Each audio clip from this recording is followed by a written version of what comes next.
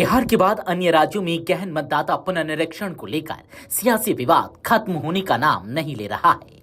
विपक्ष इसे लेकर लगातार मोदी सरकार और चुनाव आयोग का विरोध कर रहा है। इस बीच पश्चिम बंगाल की सीएम ममता बनर्जी ने खुले शब्दों में चेतावनी दी है।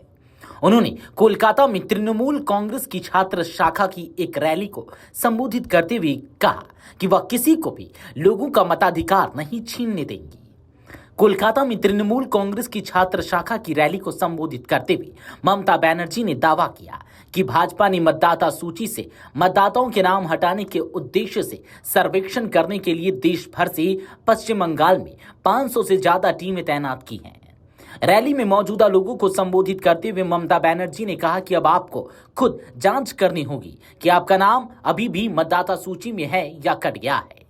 उन्होंने आगे कहा कि जब तक मैं जिंदा हूं किसी को भी लोगों का मताधिकार छीनने नहीं दूंगी। सीएम बनर्जी ने आरोप लगाया कि चुनाव आयोग राज्य सरकार के अधिकारियों को धमका रहा है।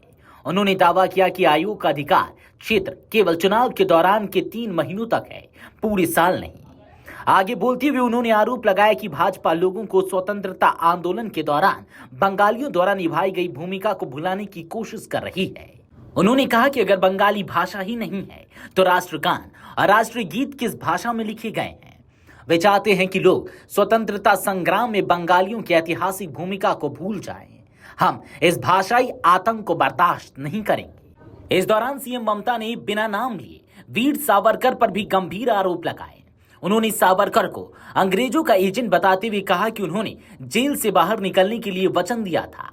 ममता बनर्जी ने केंद्र सरकार को आड़े हाथों लेते हुए कहा कि जहां उनके प्रशासन ने कई सामाजिक कल्याणकारी पहल चलाई है, वहीं केंद्र की भाजपा सरकार विकास के नाम पर भ्रष्टाचार में लिप्त है।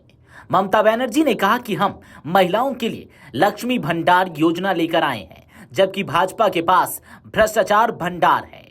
उन्होंने केंद्र पर भाई भतीजावाद करने का आरोप लगाते हुए कहा कि भाजपा सरकार देश को लूट रही है।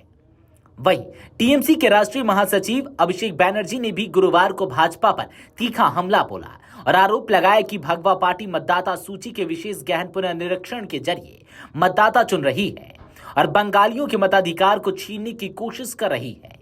उन्होंने चेतावनी दी कि अगर एक भी वैध मतदाता को वोटर लिस्ट से हटाया गया तो ऐसी किसी भी कोशिश का नई दिल्ली में विरोध किया जाएगा। अभिषेक बनर्जी ने भाजपा को अगले विधानसभा चुनाव में 50 सीटें जीतने की भी चुनौती दी। टीएमसी की छात्र शाखा की एक रैली को संबोधित करते हुए टीएमसी महासचिव अभिषेक बनर्जी ने कहा, पहले मतदाता सरकार चुनते थे, लेकिन अब भाजपा अलोकतांत्रिक एसआईआर प्रक्रिया के जरिए मतदाताओं का चयन कर रही है। इसके खिलाफ हमारी लड़ाई जारी रहेगी। अगर भाजपा एक भी वैध मतदाता को हटाने की कोशिश की तो हम विरोध में दिल्ली की सड़कों पर उतरेंगे। अभिषेक बनर्जी ने आरोप लगाया, भाजपा लोकतांत्रिक तरीके से बंगाल नहीं जीत सकती, इसलिए वे मतदाता सूची में छेड़छाड़ करने की कोशिश कर रहे हैं। लेकिन मैं आपको विश्वास दिलाता हूं कि 2026 के चुनाव में जनादेश 2021 में मिले जनादेश से भी बड़ा होगा।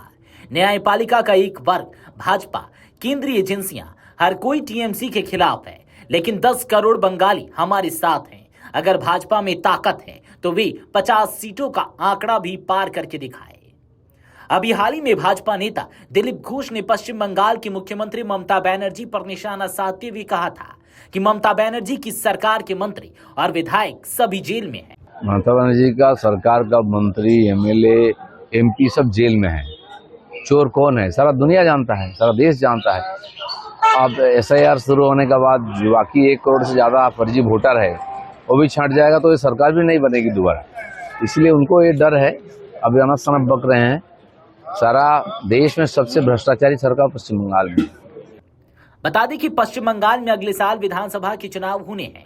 इसके लिए राजनीतिक पार्टियों ने अपनी अपनी तैयारी तेज कर दी है। वहीं दूसरी ओर राज्य में मतदाता सूची के विशेष गहन पुनर्निरीक्षण को लेकर भी चर्चा तेज है। बिहार में मतदाता सूची के विशेष संशोधन को लेकर विपक्षी गठबंधन लगातार चुनाव आयोग और केंद्र सरकार पर हमलावर हो रही है। विपक्षी दलों ने आरोप लगाया है कि इससे बड़ी संख्या में मतदाता सूची से नाम हटाए जा सकते हैं, जिससे वहां राजनीतिक विवाद गहरा गया है।